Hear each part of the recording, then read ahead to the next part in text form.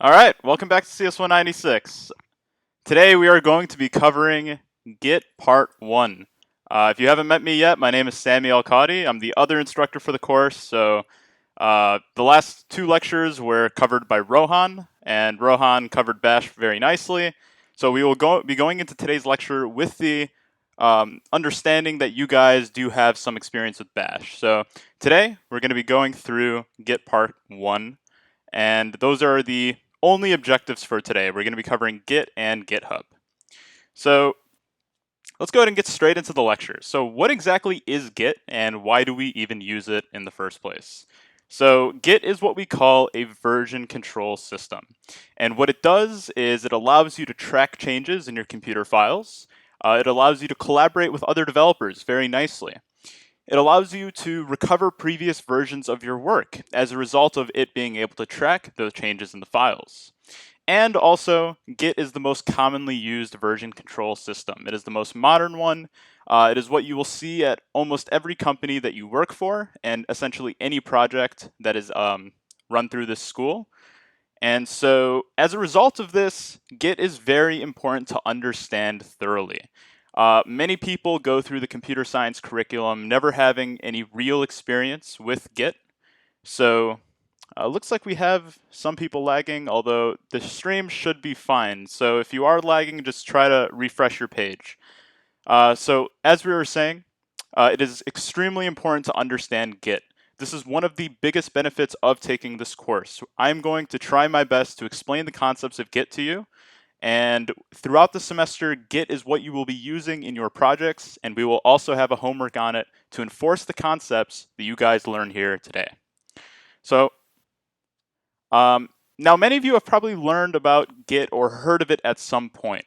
And when you have heard of it, you've probably either kind of strayed away from it or you were just terrified. Because usually when people hear about Git, it is paired with terrifying stories of how difficult it is to use, or, the horror stories of people who used Git in their project and lost like 2 weeks of data and progress because of some weird error. This is also another real Git message. You are now in a detached head state. This is actually not even an error message. This is just something that is in Git, but again, Git can seem very scary. But I'm here to tell you that with a good understanding of Git and the use of good practices, these mistakes are all preventable and they are all fixable. You don't have to be terrified with Git. So as long as you are, understanding the foundations that we go through today, and you are practicing the concepts properly and with enough experience, the more and more you work with it, the less you'll see that it's terrifying and the more you'll be able to get out of using it. So, first we're going to begin with a conceptual overview of what Git is. So how does Git work? We said that it allows us to do a few things. It allows us to track changes in computer files. It allows you to collaborate with other developers, and it allows you to recover previous versions of your work. Also, by the way, guys, if you guys have any questions, you can drop them in the Twitch chat, but we also do have a lecture questions chat in the Discord. I will be looking at that one first because the Twitch chat can get a little messy, as you might know. So if you want top priority and your questions being answered, drop them in the lecture questions Discord chat. So back to the lecture. So let's say you want to start up a project. Let's say you want to work on an Android app or something like that. We'll go with Android app. And you want to have the goals that we talked about right here. We want, while we're working on our Android app, we want to be able to track our changes, collaborate with other people, and recover previous versions of our work. How do we get started with this? What does Git allow us to do? So to begin, you can have what is called a repository. So let's say John, right here, we'll call him John, is working on an Android app. What he will do is he will have what is called a repository. Now, don't get terrified over this word repository.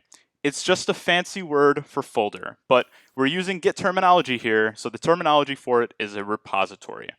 And in this little visual that I'm going to make for you guys, just be aware that this kind of square right here is representing the status of the files in his repository. This is my way of helping you guys visualize what's going on in this conceptual overview. So right now, let's say John is just starting off with his Android app and he has created a Git repository. So now let's say John wants to make some changes to his Android app. Let's say he adds a button on the homepage of his app. How does he save this change to his local repository? He can do what is called a commit. So a commit is exactly that. It is a save to your local repository. So notice here, as I said earlier, this represents the status of our files on the computer. So red goes to blue after he makes a saved change. And so this commit allows us to do exactly what we said here. It allows us to track changes in computer files because a commit is essentially a snapshot. So the original was the Android app, the version of the Android app with nothing. And now this second version of it, this commit, is now the version of the Android app with a button. So with these commits, these snapshots, you can think of them, you're able to not only track the changes, but also it allows you to recover previous versions of your work. Because let's say I wanted to go backwards, if I ever wanted to roll back, let's say something about the button wasn't really working. I could go back to the previous commit, which is the Android app with nothing on it. So I hope this makes sense. Drop any questions in the chat if that doesn't, but so far we've learned that a commit is how you are able to save changes to your local repository, and it is serving as more of like a snapshot. You're able to say, this version of the code at this point in time, this is what it looks like.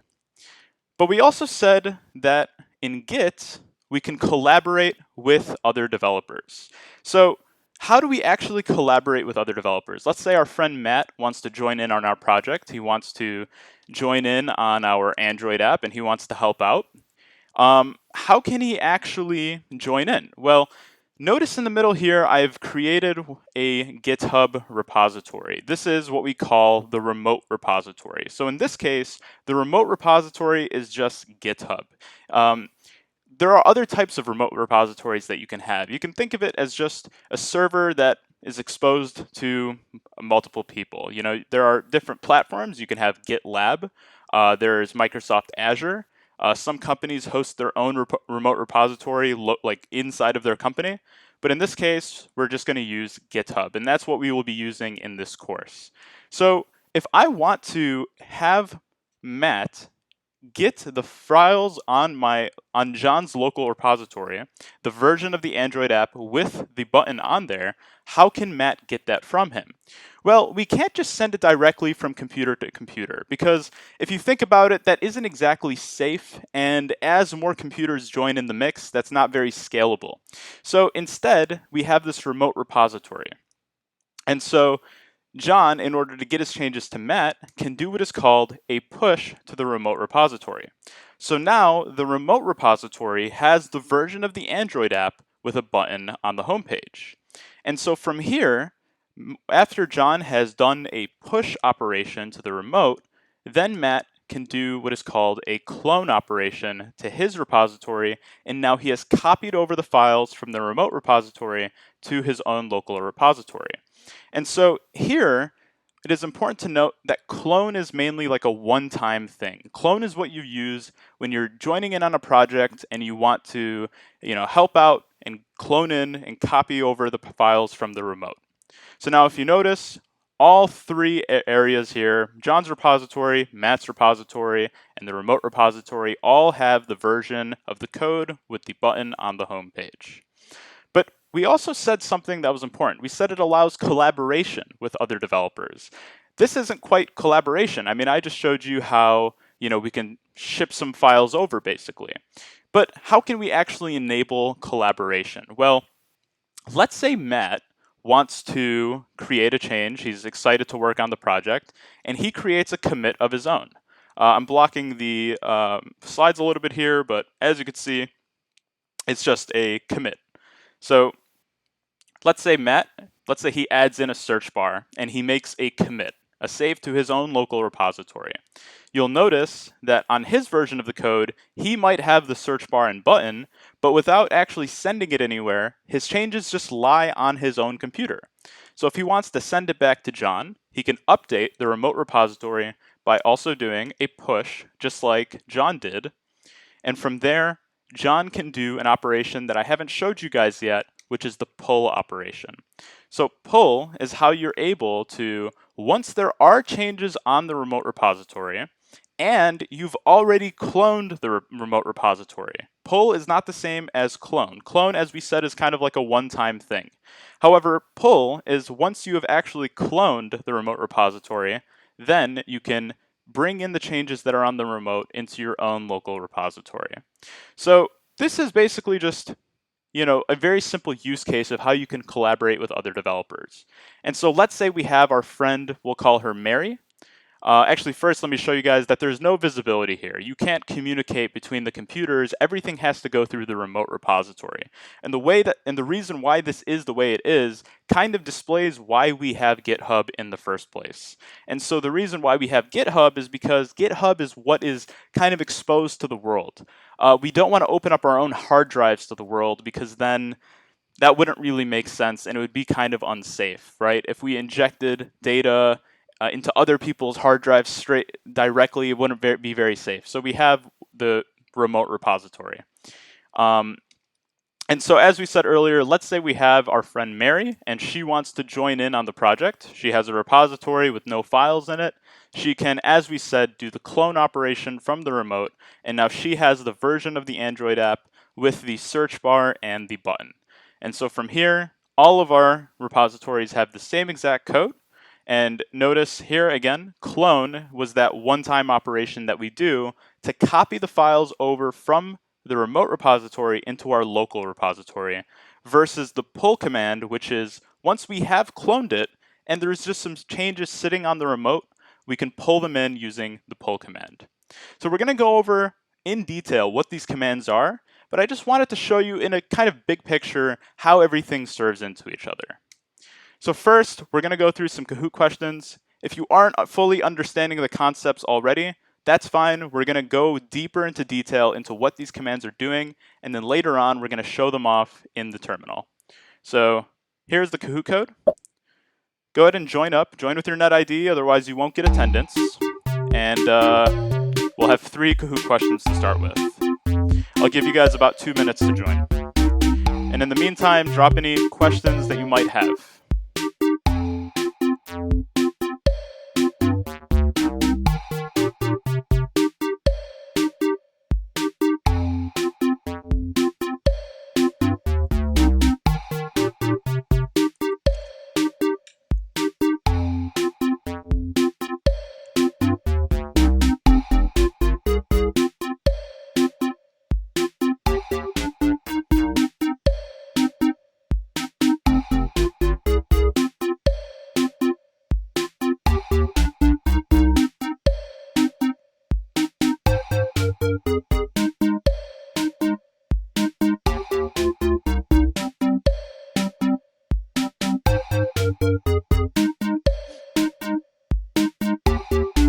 Kahoot music is so good.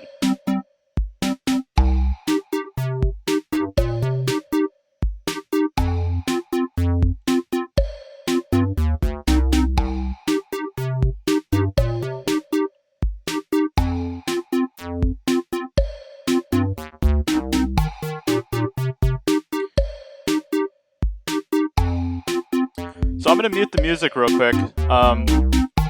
Someone asked me a question in the Discord chat saying, can you collab at the same time in GitHub like as you do in Google Docs? You can collaborate using GitHub, but not in the same way as Google Docs where you're both writing in the same time. The difference is between Google Docs and GitHub is that, Google Docs, you literally can all hop in the same file and actually change things all at the same time. While GitHub, as you noticed in the diagram, you have to pull and you have to push and you have to clone things. It's not all in the same line, but there are tools that allow you to all edit the same file as you do in Google Docs, but it doesn't really serve the same purpose as Git and GitHub, and you'll notice that as we teach the content more and as you get more practice. And yes, if you do the Kahoot, you don't need to do the attendance Prairie Learn quiz. We have said this so many times that it makes me want to die.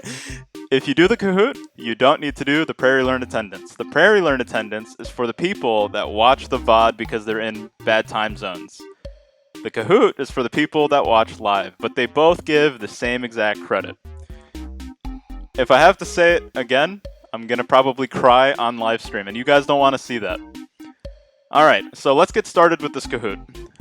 If you aren't able to join, just do the Prairie Learn attendance.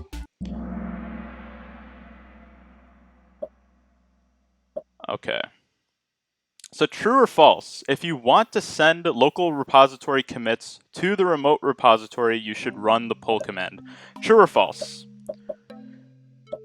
And again, this isn't for credit. As long as you are answering the questions, you get credit. So don't worry about getting things wrong. This is as a pedagogical tool to get you guys thinking and to help you learn. We'll go over the questions after the answers are in.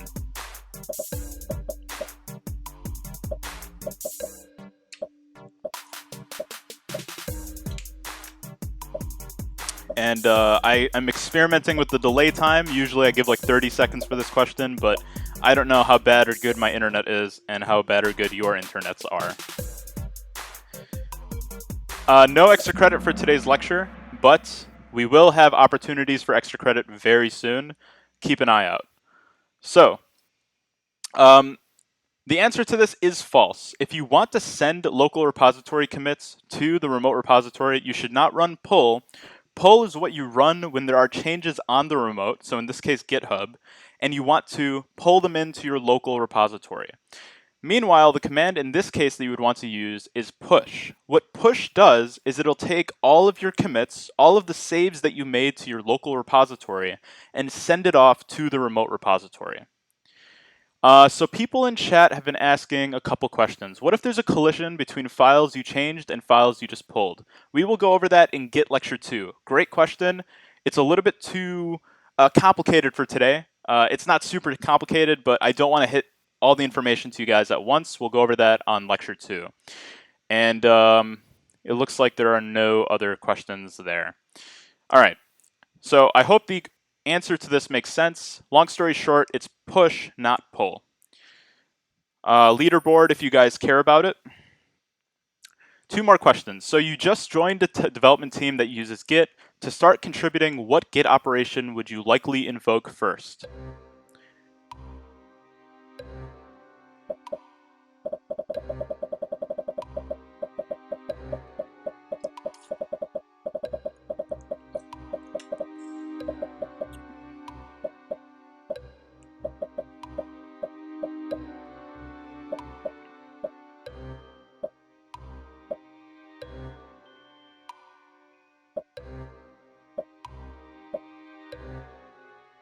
Yes, the username is your net ID, which is the thing before your Illinois email.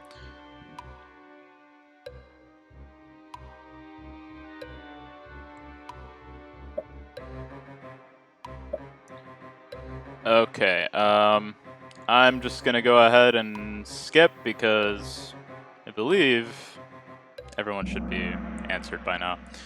So the answer is clone. Well done to the 96 of you. So some people have said pull, which is a common mistake. Clone and pull are not the same thing. As we said, clone is what you do to copy the remote repository into your local repository, and it's kind of like a one-time operation. That's how you kind of join in on the repository. While pull is once you've already cloned the remote repository and you want changes that are there, you can pull them in. Export is, as far as I know, not a real command, and update, as far as I know, is not a real command, and we didn't talk about that today. So, well done to the 96 of you. One more. And also, yes, if you didn't answer that question, it's fine. As long as you are in the Kahoot, you will get credit. One more question for now, and then we'll get back to the slides. Other team members have made changes into the remote repository. What Git operation would you use to download into yours? I hope by now this is crystal clear.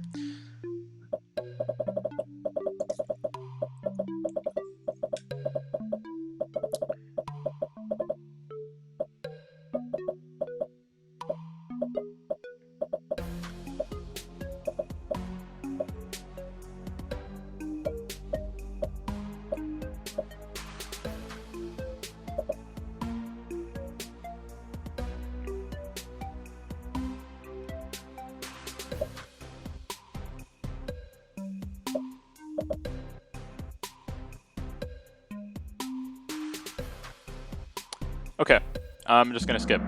So yeah, well done to the 107 of you. Checkout is a command we'll talk about in the second lecture. Commit is how you save the changes to your local repository. It's not how you send it off, and it's not how you bring the changes from the remote. Push is how you send your commits off, and pull is how you bring in the changes. So these are the only Kahoot questions for now. We'll have one more at the very end. So I've given you like kind of this brief conceptual overview of what these commands are, but let's go a bit deeper and see what they're actually doing. But before we do that, we're going to have to clarify and introduce some new terminology so that way things make a little bit more sense.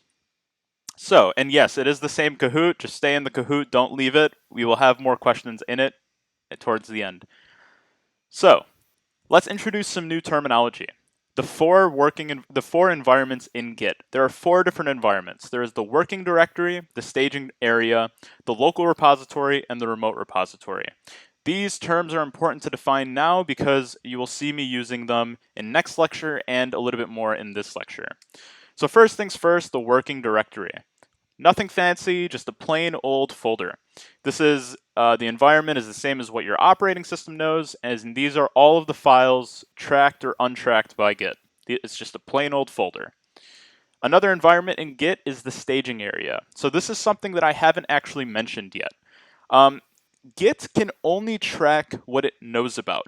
So if you are making changes to files, if you are adding new files to your repository, if you're deleting files from your repository, Git doesn't know what's going on unless you tell it what's going on. So the staging area is where you put in new files so it can be staged. The staging area is where you put the changes to your files so that way it can be staged. And it's also where you put, if you deleted any files. It's the way basically of saying, hey Git, I have some files that I want to add or delete, or there are some files that I'm editing and modifying. I want you to know about them so that way when I commit, you know what changes actually happened. And this will make a little bit more sense in the context later on. But the staging area contains the changes that you want Git to know about. So now local repository. I hope this makes sense already by now. We talked about it a little bit more in the, we already talked about it a bit in the conceptual overview, but this is just basically the repository on your computer. And this is where you have changes that you eventually want to mirror in the remote repository. People are having some questions about the working directory. Don't get too confused about it. It's just a plain old folder. We'll talk about it a little bit more in about 2 minutes. And then the fourth environment is the remote repository. We already talked about this in the conceptual overview. This is, in this case, just GitHub. It is a mirror of your local repository. It contains the history of your changes in your local repository. It's another place for your changes to live. And most importantly, people can see it. GitHub is exposed to the world. Even if your repository is private, people, if they're on the same project of you, can interact with the files there. If you have it public, other people can see them. It's not just hiding on your computer. So the reason why the commands that we talked about earlier were so important is because it's how we actually move between these environments. So basically, when you make a change, it has a road to go. You can't just send it off to the remote repository directly. There's a few things you need to do beforehand. So the first thing that we said is that you need to stage your changes for commit. So in the conceptual overview, you can kind of envision this as that little center area where we had our changes. When a change happened, the color of this changed. So to go from the working directory to the staging area, the way that we do this is through the add command. And so this is exactly what the git add command is. It adds files to the staging area so Git can track or know about them. So in other words, if you add a new file or you make some changes, you want to add them to the staging area so Git actually knows that those changes happened. Otherwise, if you save to your local file or something like Command S, Git doesn't know that you did anything. You have to stage those changes to be committed. So to go from the staging area to the local repository, this is where you do commit. And so what git commit does is it'll take all of your commits, all of the local commits that you had, git commit. What git commit is it'll save your changes to the local repository. It'll make a snapshot. So all the changes that happen in your staging area, it'll basically bundle it up into a commit. And so finally, from the local repository to the remote repository, you do what is called the git push command. And this will transfer commits. So this is what I meant to say earlier. It'll bundle up all of your commits and it'll send it off to the remote repository. So whether you made one commit locally or 20, it'll send it off with the git push command. So it'll transfer from the local repository to the remote repository. So this is what these commands are actually doing. And I'm blocking it a little bit, but I hope you get the idea. I mean, this is what it looks like. Let's continue.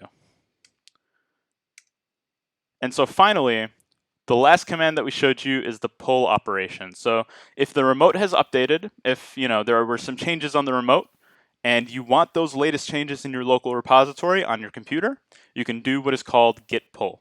And so that'll just pull in the changes to your own computer. So I hope that makes sense. If you guys have any questions, of course, drop it in the chat. And so that leads us to our first batch of git operations. So most of these we covered. Add, commit, push, and pull, we covered. Clone, we said in the conceptual overview. Git init is, we'll talk about it a little bit more, but git init isn't actually going to be covered on the homework that we will be releasing on this. But essentially, git init is what you can do if you want to initialize a Git repository locally rather than on GitHub, which you will then clone in. And we'll talk about this in the demo that we will do very soon. So there are a lot of different ways to interact with Git. If you guys are taking 125 or 126 maybe, I know these classes kind of encourage you to use like IntelliJ, mainly because it's very simple to interact with. They can't really assume that you know Bash, so they show you these shortcuts through IntelliJ or whatever IDE that you use. But in this course, we expect you to use Bash. So there are a few ways you can interact with Git. There is the CLI and the GUI. GUI is a graphical user interface. So this is something like IntelliJ that has a graphical user interface. But Bash, on the other hand, is a CLI, a command line interface. So the way that you interface or interact with the Git, you have to write out commands in the terminal. So that is what we will be doing in this course, and we're doing that because we believe that it is important to understand the CLI intimately before you decide to eventually, if you want, use a GUI, or a lot of people are comfortable just using the CLI forever. So first, how do we start? So a lot of people asked earlier, like, these are the kind of the concepts, but how do you actually do this? So first things first is git clone. So we need to copy the repository from the remote to our local repository, and the command for this is git clone with the web URL. So let's start off the demo right now. So first things first, I'm actually going to create a new repository right on GitHub. As we said, if we want to create a repository locally, instead of doing this, we would do git init. But I want to show you guys the use of the clone command, so I'm going to create the repository directly here. So we'll say git lecture 1. And I'm going to make it private, and I'll start it off with a README, and I'll click Create. And on the website, you can find this page that I'm already on with New Repository. So Create Repository. And as you can see here, we have created our repository. So this is, that little server that we had on our slides.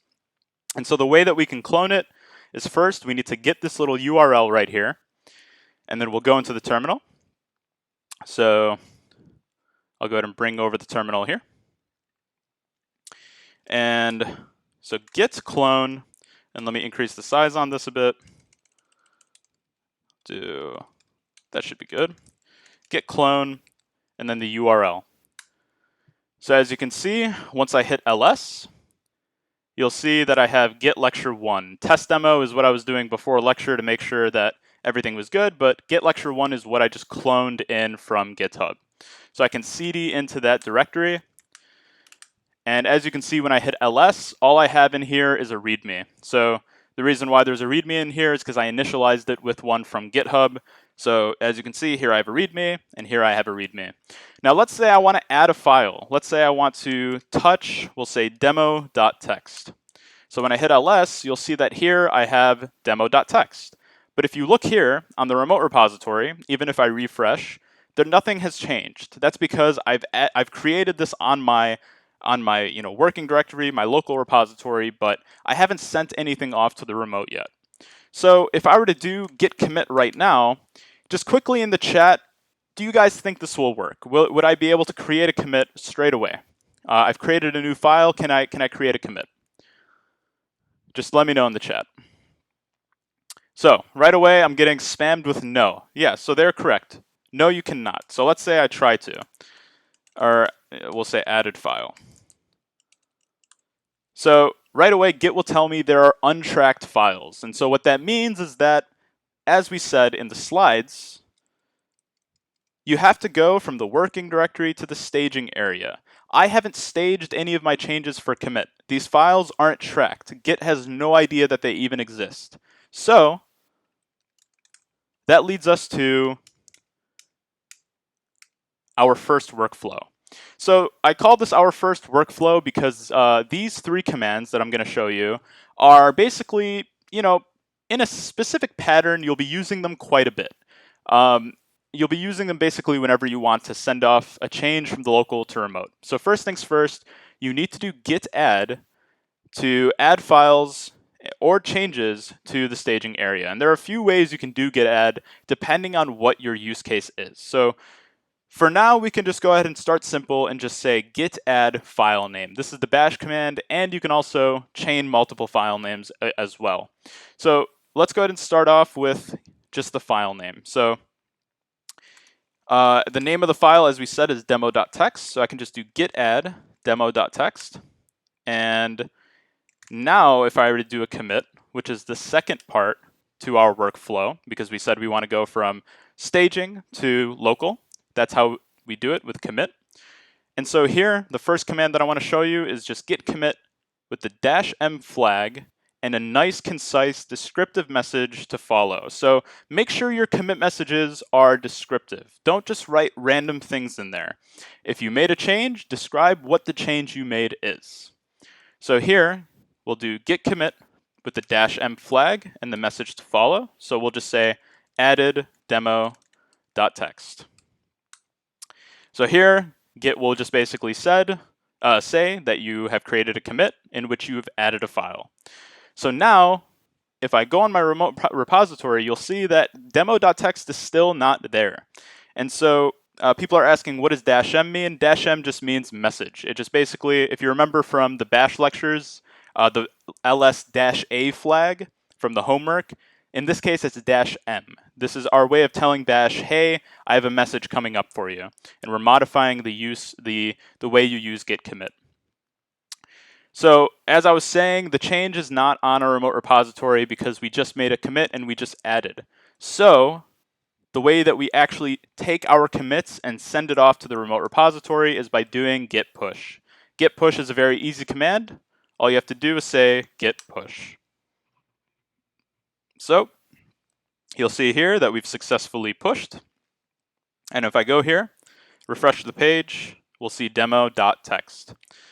So this is basically the very simple workflow that you'll be doing quite a bit. Now, there are some other ways you can do git add that we can talk about.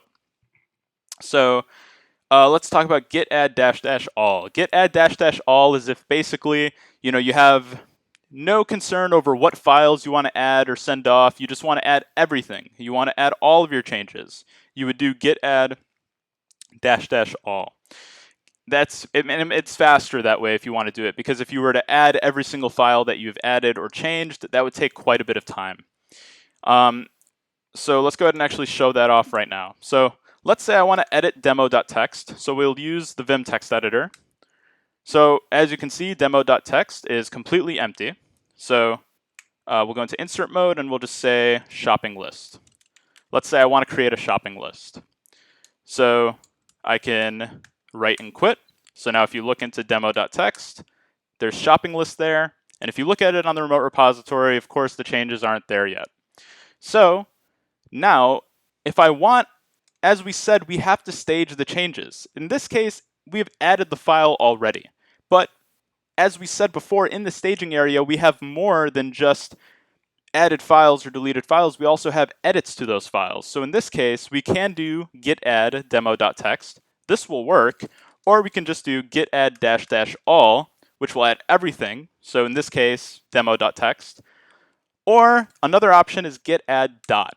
If you remember from the bash lectures, git add dot, so dot is our current directory and dot dot is the directory above us in a file path. So dot will just basically add everything, all the changes in our current directory. So be careful when you're using git add dot, because if you're not at the root of the directory of the Git repository, there are some changes that you might miss. So -- all will get everything from the root.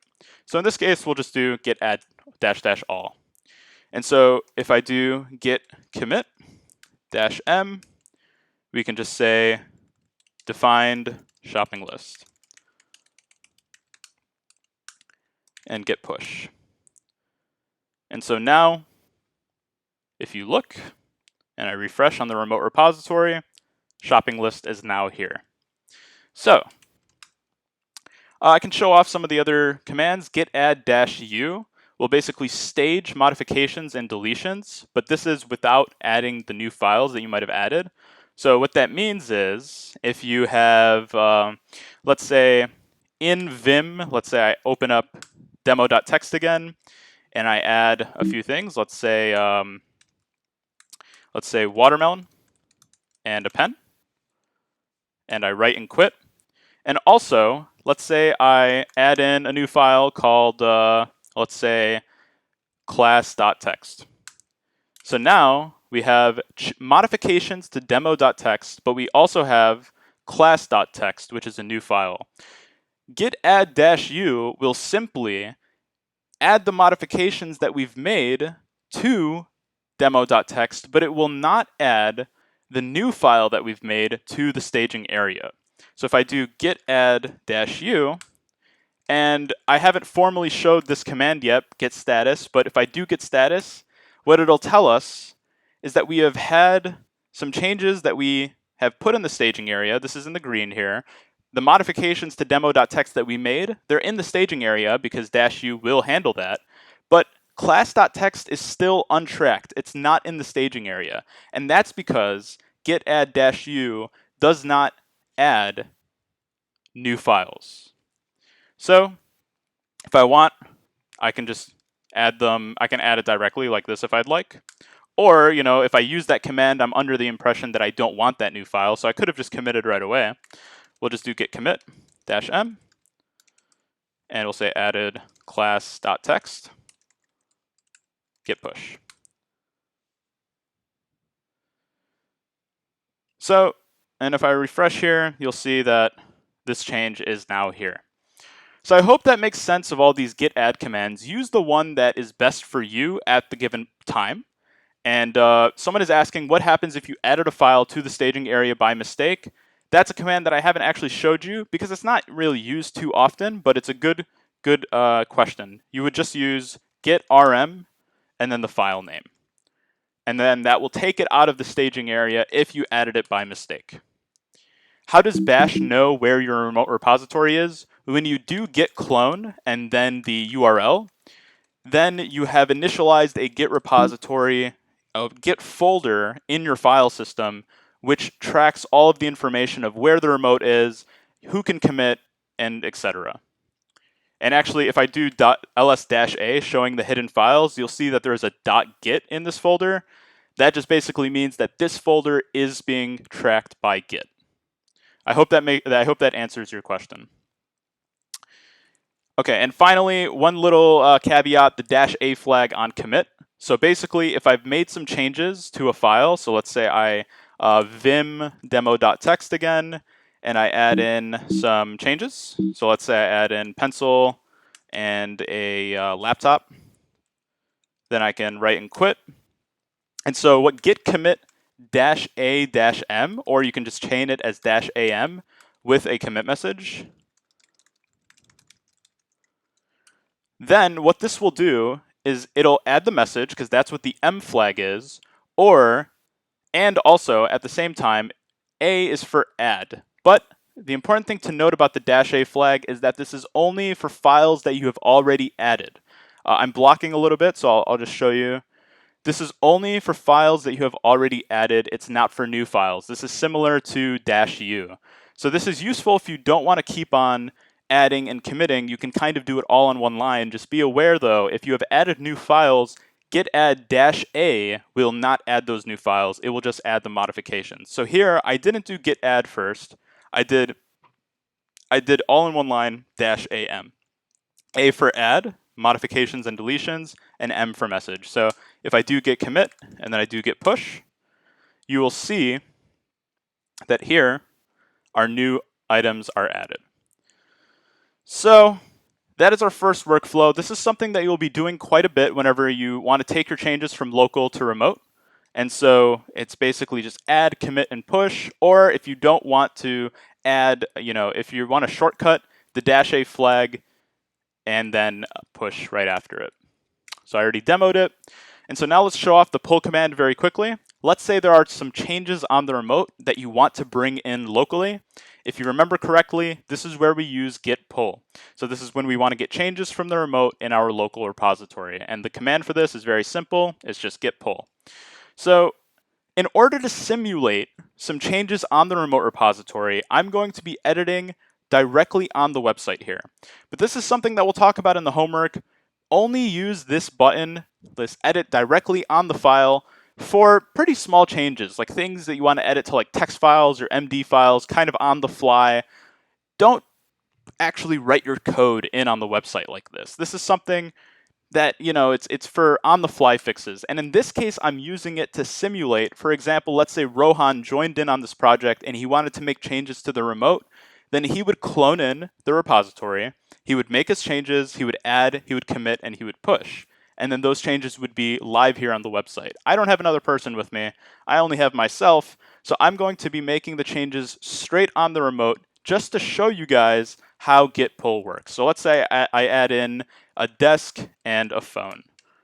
Directly on the remote, I commit and I push right on the website. And this is something you guys are going to have to do in your homework just to simulate some stuff. So you can see here, the changes are on the remote, but if I cat demo.txt, you'll see that the changes are not here. The desk and the phone that I added are not here. So if I want to get those changes that are on the remote onto my local repository, by now I hope you know that the command that we will use is git pull, and the bash command for it is just git pull.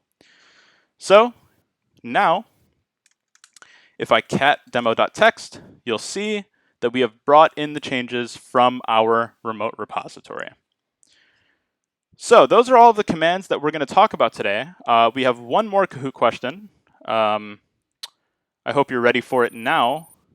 And also, I'll take a look at some questions. So once we commit, how do we revert back to a previous version? That will be in Git Lecture 2. I don't want to overwhelm you guys with too much information at once. Lecture 2 is how we're going to build on the information that we talked about today.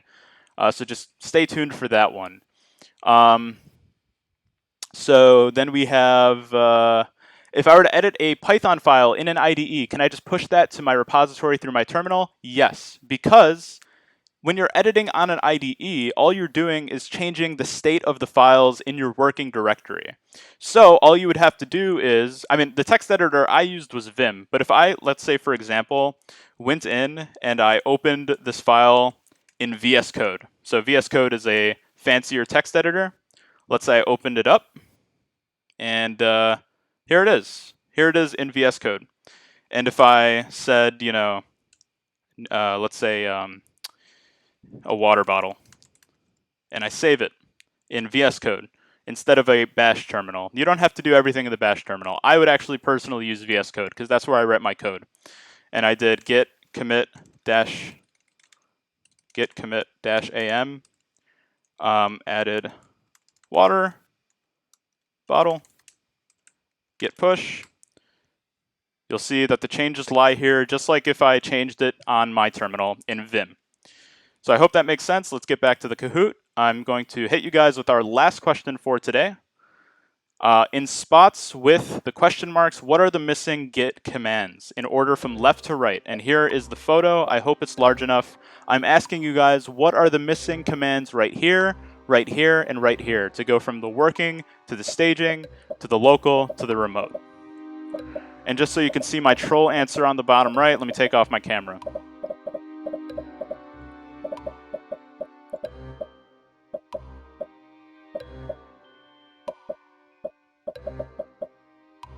Yes, green is the troll answer. Please don't pick it.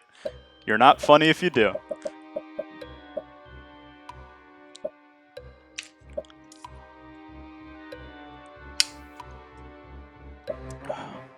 I'm gonna block it now because I hope you got a good look at it.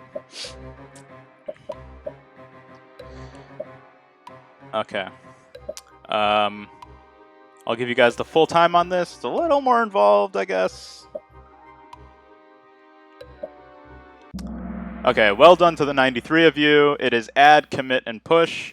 Red got the second most for commit, push, and pull. So that's incorrect because in order to stage our changes, we have to use git add. In order to commit our saved changes, to wrap all of our saved changes in a commit, to go from our staging to our local repository, we make a commit. And then to go from our local repository to our remote, we push our changes through. We take all of our commits, whether it's 1 or a million, bundle them all together, and ship them off to the remote. So well done to the 93 of you. Init is how we initialize a repository locally. Add is staging, and push is as we said before. So that is the full Kahoot leaderboard if you guys care about it. Here it is. Congratulations to the three of you. No extra credit for today, but we will have opportunities for extra credit soon. Now, we have a little bit of time. I want to talk about an interesting concept, which is conventional commits. I'm not going to be covering this, but I want you guys to know that it exists because it's kind of cool. As we said in the lecture, commits, the messages that you associate with them, you want them to have concise, descriptive messages of what you did in that little snapshot that you made. And so conventional commits is kind of a cool little concept that kind of just says that all commits are either a fix, a new feature, a breaking change, and or a couple other things here like a refactor, if you're adding docs, if you're adding tests. I'm not going to be covering it today, or ever really, but I want you guys to know about it. The link to it is on the slides. I think it's interesting. A lot of people have found it cool to learn about, and a lot of people have actually used them in their projects and in their classes because they're a nice way of writing consistent, good commit messages. So there's the link to it. I suggest that all of you read about it, but it's not lecture material, and we won't have homework or Kahoot questions about it. Here's a little meme. Just take a good look at it. I think it's relatively funny. In honor of our first workflow, a little funny meme, and also a little disclaimer at the bottom here for all of you people that are weird. See that? Good stuff down there. I keep opening that. My bad. I'm sorry. So yeah, for legal reasons, I probably need to put this here. This is a joke. If you die because of this or something, then survival of the fittest, I guess. Dummy. It's a good one, right? It's a good one. Yeah. All right. And now, finally, announcements. There is a new Git homework that we will be releasing tomorrow. We will have 2 Git lectures. The first one was today, and the next one will be on Tuesday. And we will have homework with 2 parts on this. This homework is super important because we need you guys to get practice with these concepts. You will be using them all semester in your projects. You will be using them in your future classes, in your future internships, whatever it is. It is so important to know, and it's something that not enough people know how to use despite how incredibly important it is. So the hands-on work and the homework will be helpful in learning the concepts. You can watch me run the commands all day and teach the concepts, but until you actually run them yourself, that's when you'll find that you'll have to actually battle with it a little bit until you fully understand the concepts. Project interest forms are coming out tomorrow. This is great. We will be starting our projects next week, but before we do that, we need all of you to fill out these forms. It's very important. If you guys don't fill out the forms by the deadline that we set, you're not going to have a project, and we're going to have to struggle and scramble to throw you in a random group, which I don't want to do and you guys don't want to do. So to get a project that you're interested in, use those forms that we will be releasing with the homework. Please, please, please use Piazza properly. I've ranted about this so many times on Discord and on Piazza. Please post your general course questions on Piazza. We've been having so many repeat questions, and I'm gonna cry if we have them more. Please. Well, I don't want to have a 50-minute crying lecture, all right? I'm kidding. I'm not going to actually cry, but please, please, please use Piazza properly. And finally, our office hour schedule is on Piazza. Take a good look at it, add it to your calendars, whatever it is. If you need help on homework or conceptual concepts, our staff will be there in Discord, ready to help you. Take a look at it on Piazza. I'm going to wrap up the lecture here. I will be available for any questions that you guys have. I hope you enjoyed today's lecture, and I will see you all on Tuesday. Thank you.